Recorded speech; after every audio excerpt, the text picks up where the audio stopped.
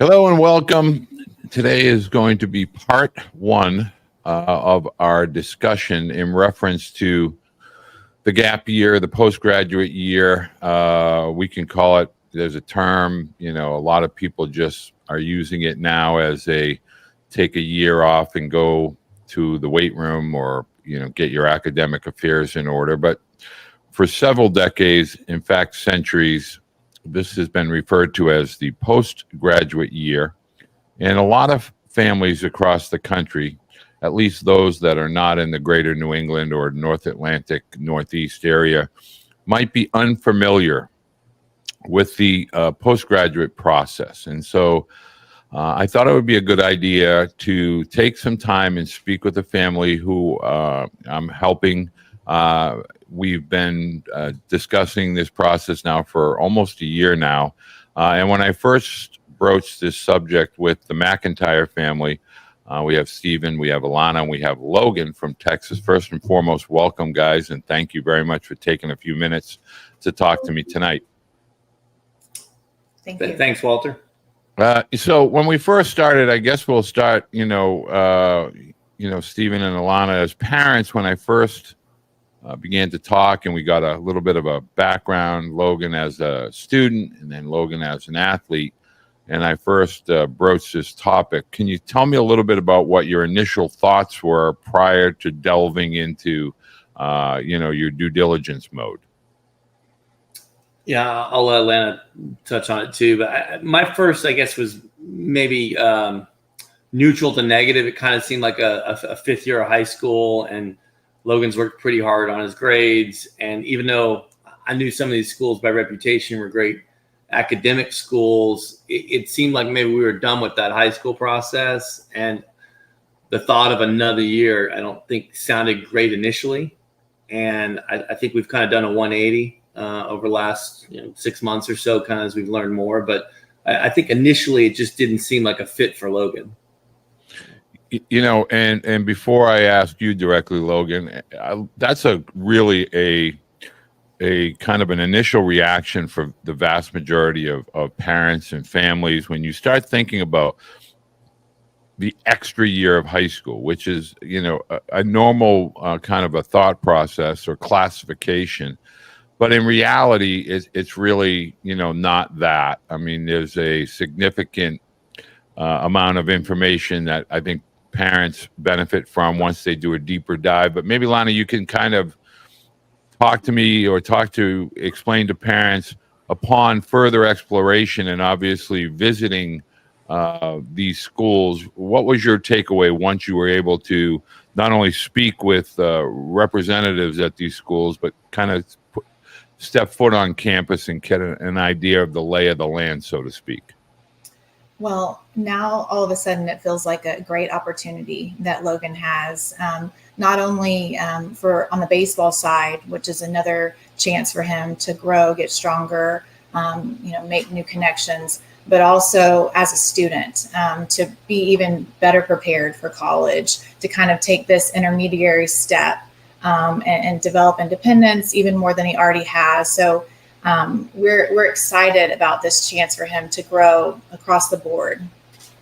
And Logan, I know that you, when you were visiting, you were able to interact with a few of the postgraduates that are now there, and maybe kind of explain, after being able to see whether it's facilities or amenities, or more importantly, to get to talk to the athletes and the coaches, what was your takeaway, once you were able to visit those campuses? I feel like the people there were very welcoming. They showed me around and made sure if I had any questions, they would answer them. They're just it was very nice that they wanted to include me, even though the postgraduates won't be there. When I go there this next year, they were still acting like they were my friend and just showing me around and just including me in everything they possibly could, helping me interact with the team and the coaches and just making me feel comfortable. Now, Logan, were you initially skeptical as far as the quality or the caliber of, maybe the athletic programs, and then once you were able to speak with the athletes or the coaches, kind of get a better understanding and see the value with regard to the potential post-grad year? Yes, definitely for sure. I honestly did not know this was an option. And then once I got there and they showed me all the access to the training facilities and all these different things for like, you can meet with someone to have like a plan for your diet and all this other extra stuff that I did not know was even available. It just made me want to go there even more because it just better prepares me for college and my future in life. Well, a lot of the times when I'm speaking with parents, I remember, Stephen, when I initially broached this subject, I think it was just you and I, and then ultimately we talked as a group. But a lot of times parents, when they view it as that extra year of high school, instead of that college preparatory kind of total process. So from an academic and athletic perspective, would it be safe to say that now as a family you have a better understanding as to the value and the role that it can play, now specifically for Logan, but for those that take advantage of this type of postgraduate year? Yeah, I think initially, Logan's going to a college prep school here in Texas, which is a good school. But I think when you set foot on campus, we've got a daughter who's a college sophomore. We've looked at a lot of college campuses around the country. And when you set foot at these schools, it doesn't look like you're even a nice college prep here in Dallas. It looks like a college. It's a big campus. It's, lots of people being boarded there. It's a giant place. I mean, I think a place you can fit in, but it's got a very college feel in terms of you're basically going off, I think, to kind of start your first year of college. It may not count quite as that, but I think it's that intermediate year where you're getting a lot of things done, whether it be on the academic side, the baseball side, to just growing up in life, right? Doing your laundry, taking care of your meals. Mom and dad aren't over your shoulder all the time. So it's a lot of maturity that happens to where I think when you are that college freshman, you're hitting the ground running. Well, I know you as a family value from an academic perspective, but more importantly, balance with regard to, Logan's college experience collectively, not just specifically athletically. And I think what the whole purpose of why I feel that this is an important topic for parents to gain a better understanding about is we place so much emphasis on the athletic, the college recruiting, the division or level of college play. But oftentimes we neglect the other areas, whether it be, that transition from high school to college, as you are well aware, with your daughter being currently a sophomore in college. That's a tough transition, especially if you're moving a considerable distance. And so the postgraduate experience definitely allows, in this case, Logan, to have understanding of what it's like to have a roommate, time management skills, how to be prepared not only academically but socially, involving yourself within a global campus, and really that's the biggest difference. I think a lot of parents, when they start to look at this gap year, take a year off, go lift weights, go throw or hit, what have you. Is this something now that you can see, kind of the light through the end of the tunnel as far as with regard to the experience for Logan life-wise as opposed to just athletic-wise? Yeah, I'll jump in here, and I think Amanda probably had something. But when you were talking to Corbin at Vanderbilt, he talked about the 1 year gap year where you only did athletic and weights. I think you got to stimulate the mind, and it feeds on itself. You become a better baseball player because you're pushing your mind, and vice versa. And we feel Logan really works hard in his grades. It's very important, and he probably thinks he's going to play in the major leagues, and hopefully that works out. But if he doesn't, or even after that, you need to be well-rounded so you can have a productive life, for the whole run of it. And really feels like these fifth years, the connections you make, just the reputation of those schools, what they'll lead to probably on the college front, it's just so enormous that we started out, I think it's a fifth year of high school that he has good grades he doesn't need. And we think now it's this incredible kind of stepping stone that I don't think people, particularly in our part of the country, probably even realize is there. Well, that's an area that I was hoping that you would kind of touch upon, because as much as with regard to the sport of baseball, spend a great deal of time talking about athletics. I also want parents and families and student athletes to understand that it's equally, if not greater, as far as a competitive environment when you start to look at these high-level academic institutions, because we look at acceptance rates and we see 4%, 5%. It's very, very, and it's global, right? So when we start to talk about really significant academic opportunities, we're not only dealing with the United States and Canada, we're talking about 100 other countries that are trying to get and place students in some of these colleges. So these types of postgraduate schools, again, they have been around for centuries. They have been the home of presidents, George Bush, the Kennedys, from a political perspective and a corporate perspective, a lot of very high-level, affluent, strong academic families have been trying to get into these types of schools. And so, in a way, Logan is able to trade both his hard work in the classroom as well as with regard to athletic and baseball skill sets and trade that and get that academic experience at a school, whether it be the Salisbury School or Deerfield or Andover or Exeter, Cheshire, et cetera. Were you able to get an understanding as far as the balance of these campuses and the student body and the faculty? Was that something that you were able to recognize during your visit? I would say, yeah. The teachers are very interactive with the students. I know the teachers also live on campus and they develop great relationships with the students.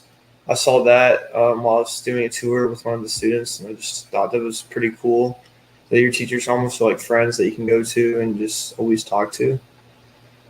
Yeah, I think as a parent too, that was something that, again, we didn't initially know either, is that you're going off somewhere, way far across the country, but you've got very high level faculty that's exposing you to all these different things, all walks of life in terms of different people. But on top of that, the majority of them live on campus. You've got another set of kind of parental type eyes on your son while he's going through this year. And that was, I think that was a really comforting kind of piece of the pie that we didn't know existed as well. We have, going to be speaking with a couple other sets of parents, and I have a young man and family from Canada. And rather than do a postgraduate year, they just redid their junior year and then repeated their junior year here in the United States. And they're in an ISL school, Lawrence Academy, where my youngest son, Tyler, went to.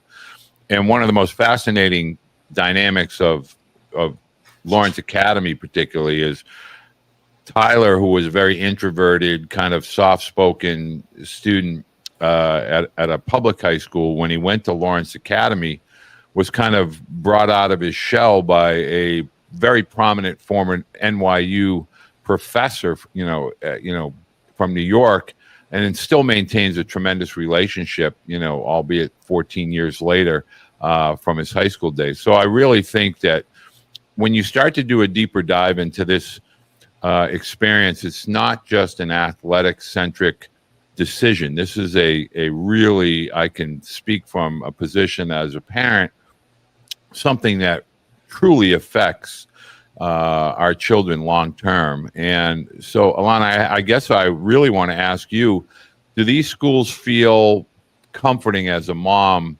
You being in Texas, these schools that you visited were New Hampshire and Massachusetts. Did you feel, okay, this is something that will benefit Logan long term, far beyond the baseball diamond? Definitely. I mean, I think I was a little bit surprised, as Stephen was mentioning, that so many of the faculty live on campus, and the support system there is just tremendous. And just to see from just a few conversations that we had with teachers and with students, how invested everyone was, and how just even from Logan being on there just a few minutes, how welcoming, how inclusive they were, and how you can tell they really care about not just how he does, right then, that 1 year, but his future and the long term. And as a mom, that's what matters to me is his future. And so I was really excited to see that. Well, I can tell you a few students that are now in their 30s, as well as my youngest, Tyler. They're at schools like Northwestern getting their MBA. Tyler getting an MBA from Baylor. They really place a strong, significant part in getting students prepared to be successful in any and all facets of their life. So I'm really happy that you were able to take some time and share your experiences as you're going through your senior year in high school and exploring the postgraduate world. Stephen, is there anything that you would add that maybe you didn't think a year ago, but now you've kind of seen the light, so to speak, that you think would be a difference maker or help families kind of follow along this similar path? Yeah, I mean, just from the baseball front, we started paying attention to these handful of schools. Where do the PGs and where do the fifth years? Where do they end up? And it's pretty staggering, in terms of the high academic schools. They're again leveraging their baseball to go to very good schools, which I think is ultimately what Logan's after. And I think too, if you see in Texas, it's and you've talked about how old college baseball has gotten. It's gotten harder and harder to play early in college baseball as everything's gotten older and things have backed up from the minor leagues, having less spots. And we've just seen that in terms of the extra year of maturity. I think we've done the 180 from we don't need another year of high school to where I think this is an intermediate step that Logan's excited about. And I think it's the right fit as we spent more time on it. I think it's really exciting that you first mentioned it to us. Well, and on that note, I always tell parents, and I always try to kind of present, we talk about SEC, ACC, Big 12, Big 10, et cetera. But when we start to look at schools within the Patriot League, also that includes the military academies with the exception of Air Force, and then you have NESCAT schools, Bates, Bowdoin, Tufts, Amherst, et cetera, as well as the Ivy Leagues. All it takes is one look. Pick any sport and look at some of these conferences, such as the postgraduate conferences, such as the Founders League, the NEPSAC with a P, the ISL, and you look at some of the all-star selections, whether it's boys or girls athletics, and you look at the schools that they're attending, and that shows you clearly that there is a large role that the athletics play with regard to the high-level academic universities and colleges across the country. But I want to say thank you very, very much. I promise to keep this brief. And Logan, I really appreciate you taking the time to take a deeper look at the postgraduate experience. And parents, if there's anything that you have as far as a question, a topic you would like me to broach, please hit leave a comment, hit the like button if you like this type of a comment. I'll make sure I answer all questions on this topic. Just make sure you send your questions. You can either put them in the comment section or send me an email or a direct message via social media. Guys, I want to say thank you very much and a great rest of your week as well as your upcoming academic and athletic season. Thank you. Thank you, Walter. All right, guys. Take care.